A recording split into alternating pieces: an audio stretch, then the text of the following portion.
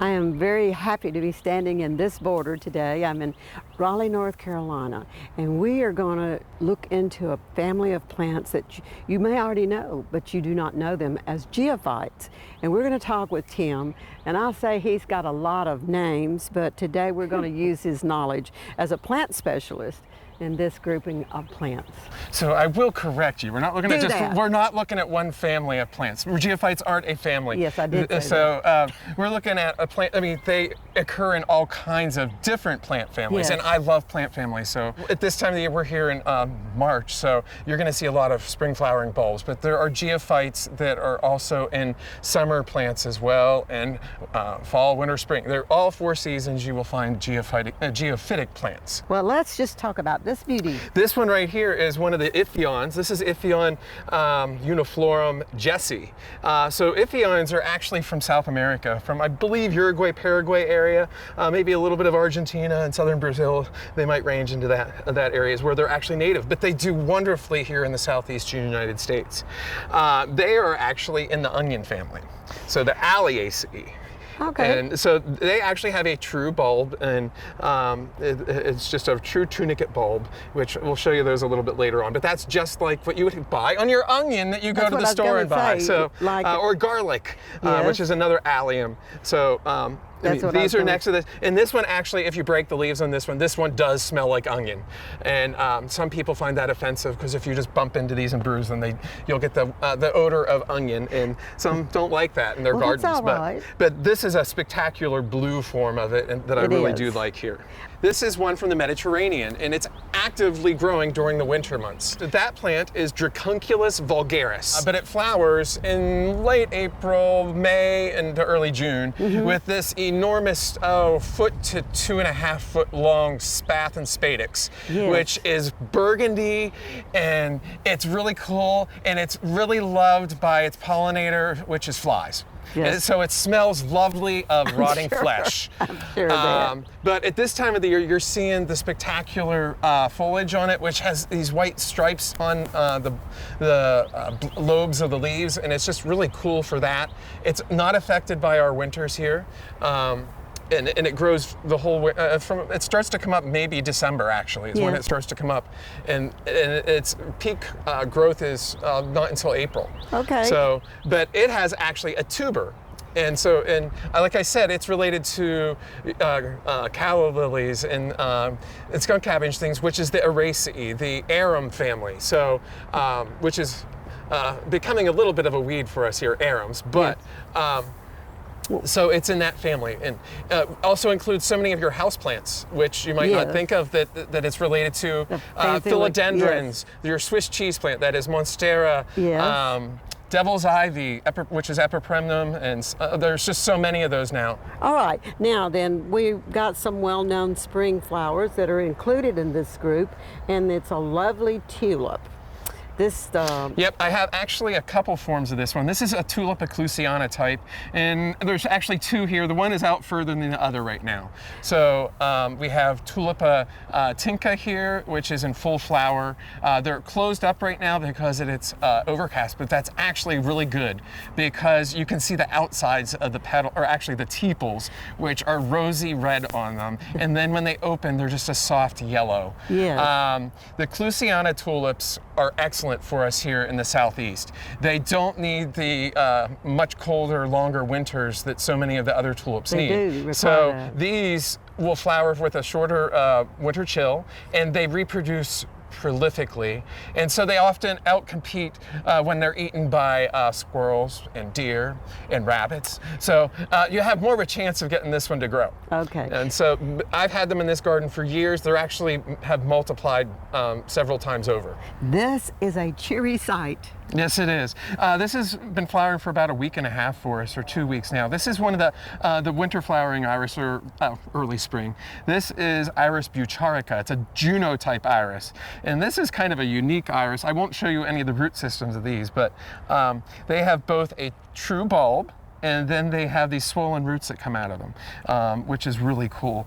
And it helps them, again, get through difficult times of the year or the drier times of the year. These are actually native, I think, more towards the Middle East, and Asia Minor area, so they are accustomed to dry summers, hot, dry summers.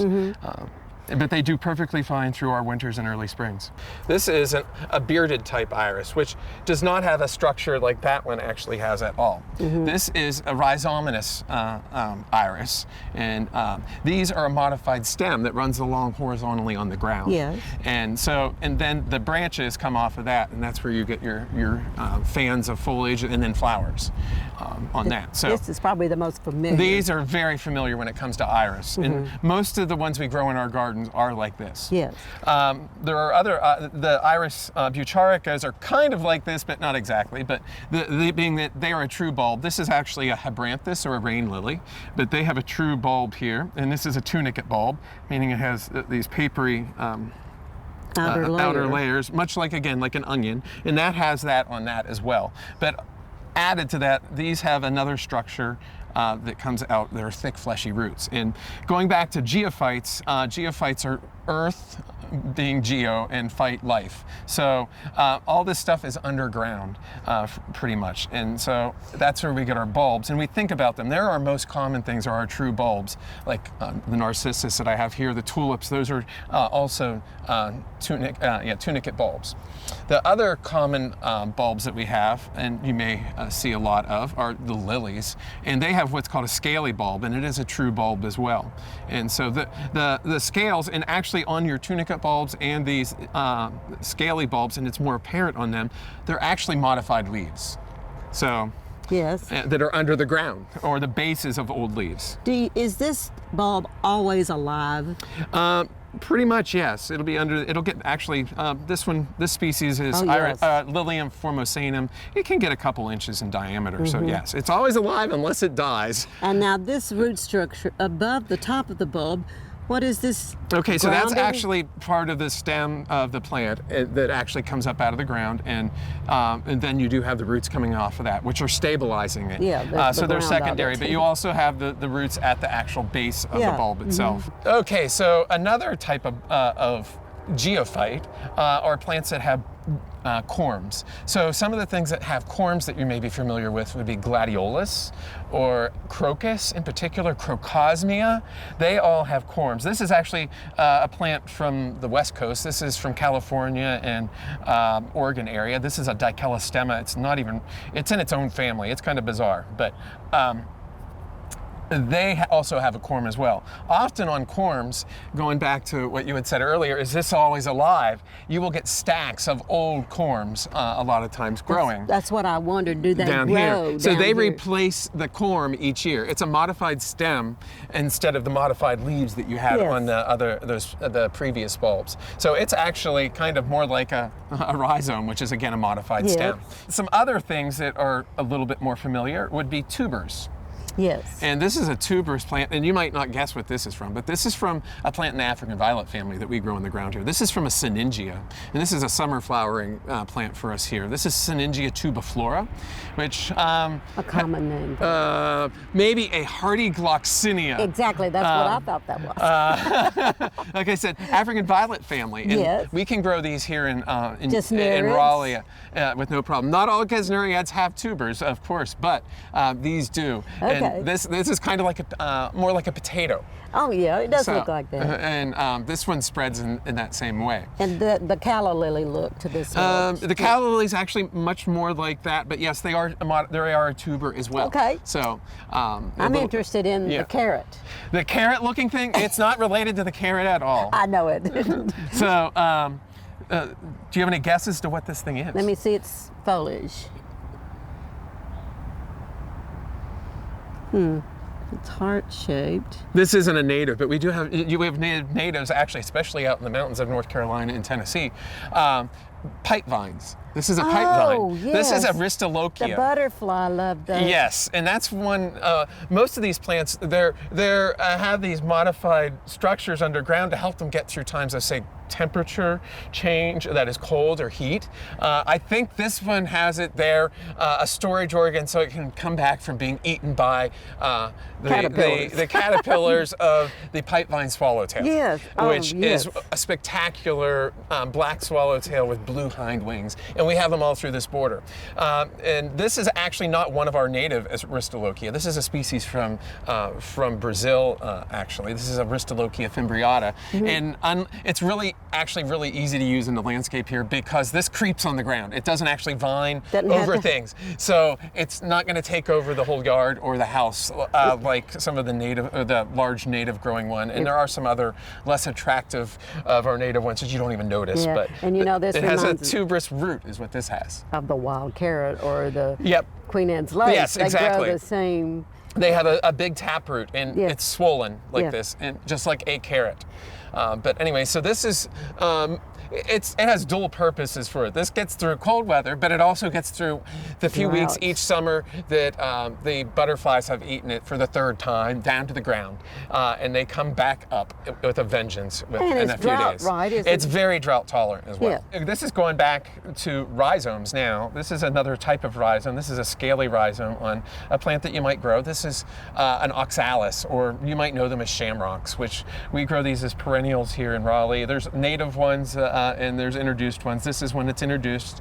This is Oxalis triangularis, probably, or Regnellii. The classification's a little sketchy, I think, at times. But anyways, they have this scaly rhizome, which is a little different from the iris here, which has this solid rhizome. Well, and age is defined in this exactly, one too. Yes. But you can break this up, and it will cause old buds to come out on these, and you can get new plants that way. Okay. So that's kind of a really cool thing about the oxalis. Okay. So I have another really cool one, which is a lot less common. I have a cyclamen here, which is a swollen hypocotyl. So the hypocotyl is the area between the seed leaves on a new seedling and where the root actually forms. So it's that stem in between. And that's what this is on the cyclamen. So it's really bizarre. But this is a cyclamen heterofolium, which is fully hardy for us here, and it would be as well in Tennessee. And these flower for us. Most say they flower in the fall. I get flowers on these things from anywhere from May until November. So, but those are a few of our different kinds of geophytes here. Okay, Tim, we have talked about, from all different places, different types of plants that can be a geophyte. Yep. Now let's bring this home. Let's talk about the different structure underground. What does that really mean to these plants? Okay, so it's life and death if you think about it. So those structures I kind of alluded to early on are structures to get that plant through a hard time, whether it's through times of cold or even heat or wet or dry or breviary. For instance, so they are a storage organ of energy. It's that backup, that time for difficult times. Well, I do know that the examples that lie sleeping still, but I'm happy to understand exactly what this geophyte is, and I thank you for the time that you've taken out of these busy days here. When spring comes, people want to come, don't they? Yes, the garden's been getting busy, and I've been getting busier in the garden. Well, I understand that. I don't want to take any more of your time. I encourage you all to come back, though. At other times, this border in particular, we are full of all kinds of other additional geophytes. Yes. Well, thank you so much. If you like gardening, you'll want to subscribe to this channel. We showcase gardeners, plants, and the joy that growing can bring.